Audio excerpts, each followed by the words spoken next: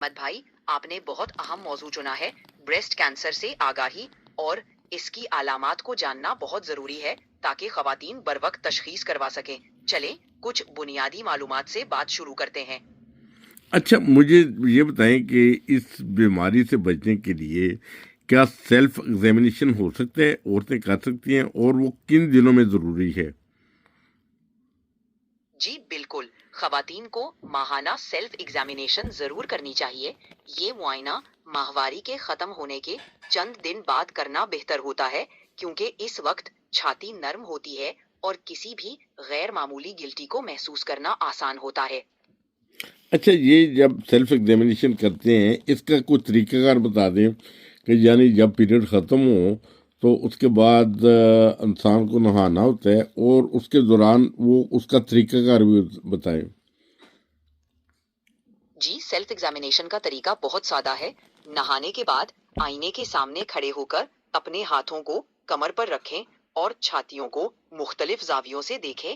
کسی بھی سوجن، گلٹی یا جلد میں تبدیلی پر نظر رکھیں۔ پھر ہاتھوں سے چھاتی کو دائرے میں گھما کر نرم دباؤ ڈال کر چیک کریں۔ اگر کوئی غیر معمولی چیز محسوس ہو تو ڈاکٹر سے رجوع کریں۔ اچھا، یہ جب چیک اپ کرتے ہیں یہ کلاک وائز ہونا چاہیے، جیسے گھڑی کی سوئیاں ہوتی ہیں، وہ یہ 3 انگلیوں سے کرنا چاہیے یا پورے ہاتھ سے؟ جی، کلاک وائز یا اینٹی کلاک وائز دونوں طریقے ٹھیک ہیں۔ 3 انگلیوں کا استعمال بہتر ہے، کیونکہ اس سے آپ چھاتی کے مختلف حصوں کو آہستہ آہستہ دبا کر بہتر محسوس کر سکتے ہیں۔ مقصد ہر حصے کو چیک کرنا ہے تاکہ کوئی غیر معمولی تبدیلی نظر آ سکے۔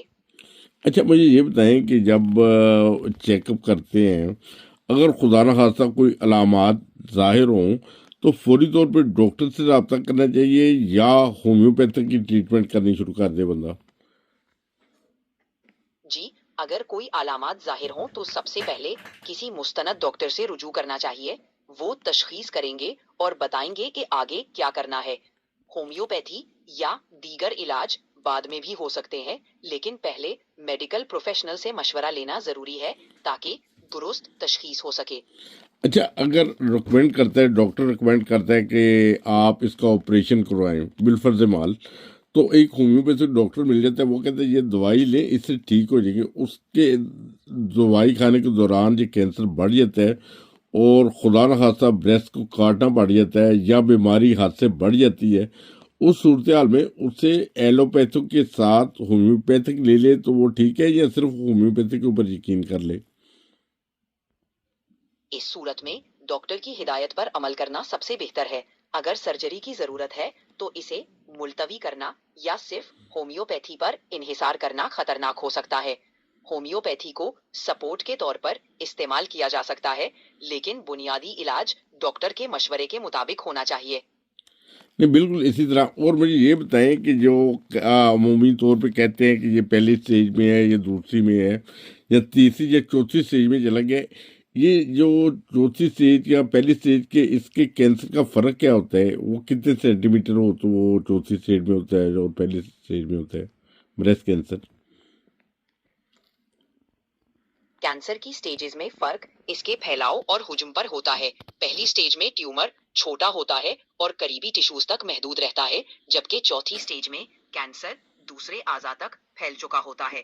سائز کی بات کریں تو عام طور پر پہلی سٹیج میں ٹیومر 2 سینٹی میٹر سے کم ہوتا ہے، جبکہ چوتھی سٹیج میں اس کا سائز مختلف ہو سکتا ہے کیونکہ تب یہ دوسرے اعضاء میں بھی پھیل چکا ہوتا ہے۔ اچھا، اگر خدا نخواستہ بریسٹ کینسر ہو جائے تو کس سٹیج پہ جا کے اس پہ قابو پایا جا سکتا ہے؟ یعنی پہلی سٹیج میں قابو پایا جا سکتا ہے یا کبھی کبھی چوتھی سٹیج میں بھی قابو پایا جا سکتا ہے؟ جی، پہلی سٹیج میں تشخیص ہو جائے تو علاج کے امکانات بہت زیادہ ہوتے ہیں اور اکثر مریض مکمل طور پر صحت یاب ہو جاتے ہیں۔ چوتھی سٹیج میں بھی علاج سے کینسر کو کنٹرول کیا جا سکتا ہے، لیکن مکمل صحت یابی کے امکانات کم ہوتے ہیں۔ تاہم ہر مریض کی حالت اور رد عمل مختلف ہوتا ہے، اس لیے ڈاکٹر کی ہدایات پر عمل کرنا ضروری ہے۔ اچھا، اگر خدا نخواستہ اگر کسی کا بریسٹ ضائع ہو جائے تو کیا سلیکون کا بریسٹ یا جو ابھی جو اسٹیم سیلز کے ساتھ جو ब्रेस्ट बन सकते हैं? जो स्टेम सेल तो वो होते हैं ना, वो स्किन बन जाती है, दोबारा बन जाती है, वो सेल्स लेके क्या बनने के चांस है? बनवा सकते हैं इंसान? जी, ब्रेस्ट कैंसर के बाद बाज़ औक़ात सर्जरी से ब्रेस्ट हटाना पड़ता है। इसके बाद सिलिकॉन इम्प्लांट्स या दीगर तरीकों से ब्रेस्ट की बहाली मुमकिन है। स्टेम सेल से जिल्द की बहाली और दीगर तजर्बात जारी हैं, लेकिन ये अभी आम तौर पर दस्तयाब नहीं। हर केस मुख्तलिफ होता है, इसलिए डॉक्टर से मशवरा करके बेहतर फैसला किया जा सकता है। नहीं, मैंने जहाँ तक तहकीक की थी कि स्टेम सेल्स के जरिए आप चाइना में ये ब्रेस्ट बन जाता है, यानी दोबारा वो कंप्लीट हो जाता है, और उसकी लागत भी बताई थी। जी, स्टेम सेल्स पर तहकीक जारी है और कुछ ममालिक में तजर्बाती इलाज दस्तयाब है। चीन में भी इस हवाले से कुछ कामयाबियां हुई हैं, लेकिन ये तरीके अभी उमूमी तौर पर इस्तेमाल नहीं होते। लागत और दस्तयाबी भी मुख्तलिफ हो सकती है। बेहतर है कि किसी मुस्तनद मेडिकल प्रोफेशनल से मशवरा करके मालूमात हासिल करें। चलिए ठीक है, आप औरतों को क्या मशवरा देते हैं कि अगर खुदा ना खास्ता इस बीमारी का शिकार हो जाए, यानी ब्रेस्ट कैंसर का शिकार हो जाए, तो उनमें खौफ और आस नहीं होना चाहिए, बल्कि फौरी तौर पे जो तवज्जो होनी चाहिए इलाज की तरफ बर वक्त?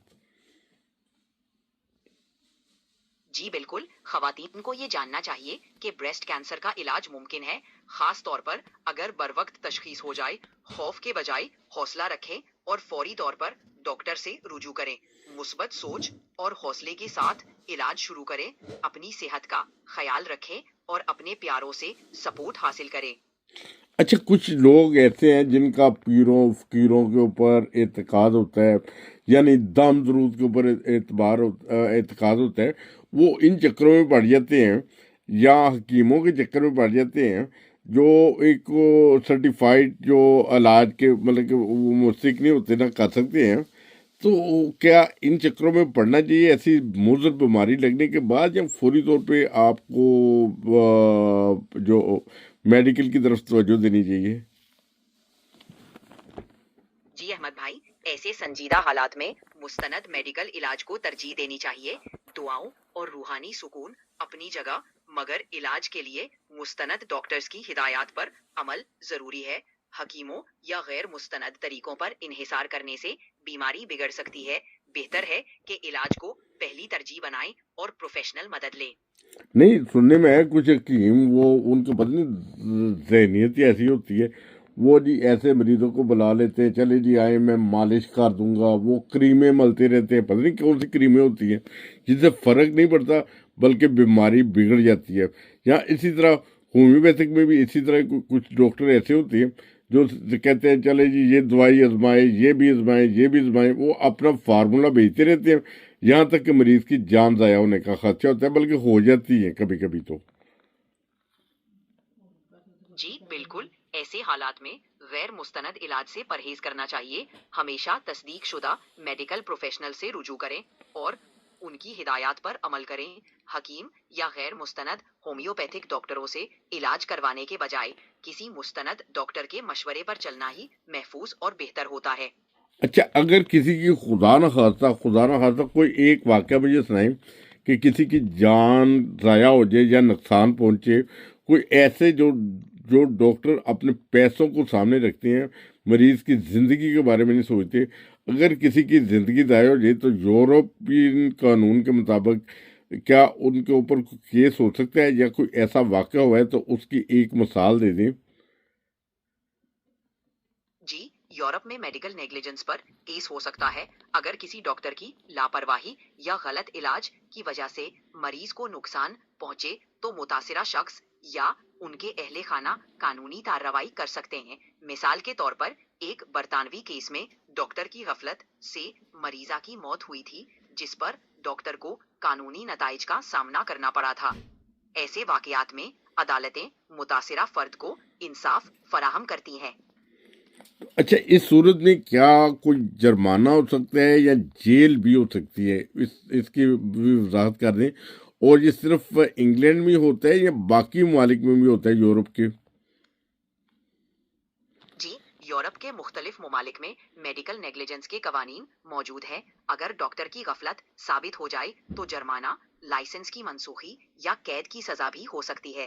یہ قوانین صرف انگلینڈ تک محدود نہیں بلکہ پورے یورپ میں لاگو ہے. ہر ملک میں قوانین مختلف ہو سکتے ہیں لیکن اصولاً ڈاکٹرز کی ذمہ داری مریض کی حفاظت ہے. کوئی مزید روشنی ڈالنے کے لیے کوئی ایسا کیس بتائیں جو حال ہی میں ہوا ہو یا پہلے بھی ہوا ہو کہ جس میں کسی ڈاکٹر کو ایسے جعلی علاج کرنے کے چکر میں قید ہو گئی ہو یا بھاری بھرکم جرمانہ ہوا ہو. یہ کوئی مثال ہے، کوئی واقعہ ایسا ہے تو مجھے ایک کم از کم سامنے رکھیں. ہاں، یورپ میں طبی غفلت کے مقدمات نے سخت سزائیں دی جاتی ہیں. مثال کے طور پر جرمنی میں ایک ڈاکٹر کو کووڈ 19 کے دوران جعلی سرٹیفکیٹ جاری کرنے پر قید کی سزا ہوئی. اسی طرح سویڈن میں ڈاکٹر پاولو میکیارینی کو غیر اخلاقی طریقے سے علاج کرنے پر سزا دی گئی. یہ مثالیں ظاہر کرتی ہیں کہ اگر ڈاکٹرز اپنی ذمہ داری میں کوتاہی کریں تو انہیں قانونی نتائج کا سامنا کرنا پڑتا ہے. بہرحال آپ نے بہت اچھی معلومات دی ہیں اور یہ بھی بتایا کہ بریسٹ کینسر میں جو اگر خدا نخواستہ کوئی، اچھا مجھے اور بھی بتائیں کہ کوئی اور کسی قسم کی کوئی بریسٹ میں کوئی تبدیلی ہو، رنگت میں تبدیلی ہو یا اس کے سائز میں فرق پڑے تو اس صورتحال میں بھی وہ انسان کو پریشانی لینی چاہیے کہ یعنی ڈاکٹر کے ساتھ رابطہ کرنا چاہیے. جی بالکل. اگر چھاتی میں کوئی غیر معمولی تبدیلی محسوس ہو جیسے رنگت میں فرق، سائز میں تبدیلی یا گلٹی محسوس ہو تو فوراً ڈاکٹر سے رجوع کرنا چاہیے. یہ علامات سنجیدہ ہو سکتی ہے اور بروقت تشخیص سے علاج کے امکانات بڑھ جاتے ہیں. خود سے اندازے لگانے کے بجائے پروفیشنل مشورہ لینا سب سے بہتر ہے. بہت شکریہ، آپ نے ٹائم دیا. یقیناً ہماری جو لیڈیز ہیں، ہماری بہنیں ہیں جو یہ پروگرام سنیں گی، ان سے درخواست ہے کہ اس کو شیئر بھی کریں اور جو آپ کو ہدایات دی ہیں ان کے اوپر عمل بھی کریں، اپنی بھی زندگی محفوظ کریں اور اسی طرح اپنی دوسری بہنوں کی بھی. بہت شکریہ آپ کا بھی. بہت شکریہ احمد بھائی، یہ پیغام شیئر کرنا بہت اہم ہے. خواتین کی صحت کا خیال رکھنا سب کی ذمہ داری ہے. امید ہے یہ معلومات سب کے لیے مفید ثابت ہوں گی. اپنا خیال رکھیں اور دوسروں کو بھی آگاہ کریں. بہت شکریہ.